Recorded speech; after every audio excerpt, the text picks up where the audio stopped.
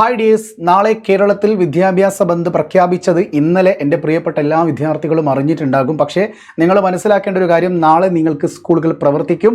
അതിൽ യാതൊരുവിധ മാറ്റവുമില്ല. ഇത് ഫേക്ക് ന്യൂസ് അല്ല, ഇതാണ് റിയൽ ന്യൂസ് എന്ന് നിങ്ങൾ പ്രിയപ്പെട്ട കുട്ടികൾ മനസ്സിലാക്കേണ്ടതുണ്ട് കേട്ടോ.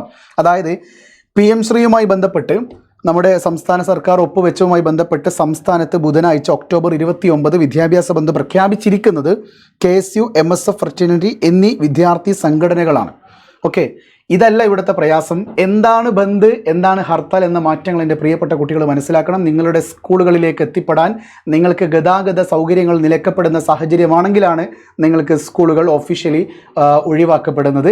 എന്നാൽ ഇത് ഹർത്താലല്ല, ഇത് ഒരു മാസ് ബങ്കാണ്. അതിന് പറയുന്ന പേരാണ് എന്ത്, ബന്ദ് എന്ന് പറയുന്നത്.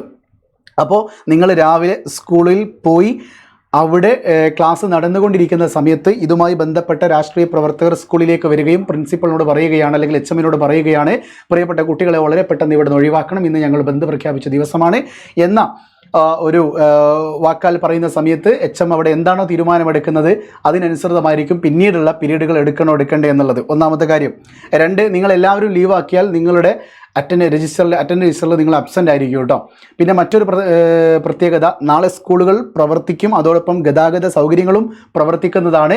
വിദ്യാഭ്യാസ ബന്ദ് മാത്രമാണ് പ്രഖ്യാപിച്ചത്. അത് ഇത്തരം സംഘടനകൾ എവിടെയാണോ കൂടുതലും ആക്റ്റീവായി നിൽക്കുന്നത് ആ ഭാഗങ്ങളിലെ സ്കൂളുകളിലെ അധ്യാപകർ എന്ത് ചെയ്യും, അധ്യാപകർ PTA തീരുമാനിച്ചിട്ട് നാളെ കുട്ടികൾ ഇവിടേക്ക് വരേണ്ടതുണ്ടോ എന്നുള്ള കാര്യം അവർ തീരുമാനിച്ചതിന് ശേഷം അത് നിങ്ങളുടെ സ്കൂൾ ഗ്രൂപ്പിൽ അറിയിക്കുകയും ചെയ്യും.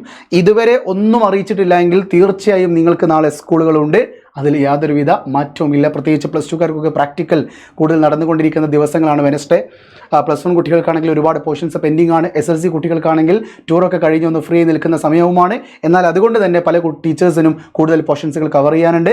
9ാം ക്ലാസ്സിലെ കുട്ടികളെ സംബന്ധിച്ചും ഇതുപോലെ തന്നെ പോർഷൻസുകൾ കവർ ചെയ്യാനുള്ളത് കൊണ്ട് തന്നെ ഒരു ബന്ധുക്കളും നമ്മുടെ സ്കൂളുകളെ പ്രവൃത്തി ദിവസവുമായി ബന്ധപ്പെട്ട് ബാധിക്കാനുള്ള സാധ്യതകൾ വളരെ കുറവാണ്. എങ്കിലും ഞാനൊരു പോസിറ്റീവ് കാര്യം പറയാം. എനിക്കറിയാവുന്ന സ്കൂളുകളിലൊക്കെ ആദ്യത്തെ 1-2 പീരീഡുകൾ മാത്രമേ വർക്ക് ചെയ്യാൻ ചാൻസ് ഉള്ളൂ. ബാക്കി അങ്ങോട്ടേക്കുള്ളതൊക്കെ പ്രവർത്തിക്കാനുള്ളൊരു സാധ്യത ഇല്ല എന്ന് ഞാൻ അൺഒഫീഷ്യലി അറിഞ്ഞിട്ടുണ്ട്. അതൊരിക്കലും ഒഫീഷ്യൽ അല്ല.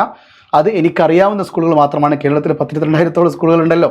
അപ്പോൾ നിങ്ങളുടെ സ്കൂളുകളിലെ ഗ്രൂപ്പുകളിൽ എന്ത് മെസ്സേജിങ് ഒഫീഷ്യലി ഡിക്ലെയർ ചെയ്തിട്ടുണ്ടോ, നാളെ സ്കൂളില്ല എന്നോ, അല്ലെ നാളെ സ്കൂളിലേക്ക് വരേണ്ടതില്ല എന്നോ, അതല്ലെങ്കിൽ നാളെ നിർബന്ധമായി വരണമെന്നോ എന്നൊരു മെസ്സേജ് വന്നിട്ടുണ്ടെങ്കിൽ നിങ്ങളൊന്ന് കമൻറ്റ് ചെയ്യണം കേട്ടോ.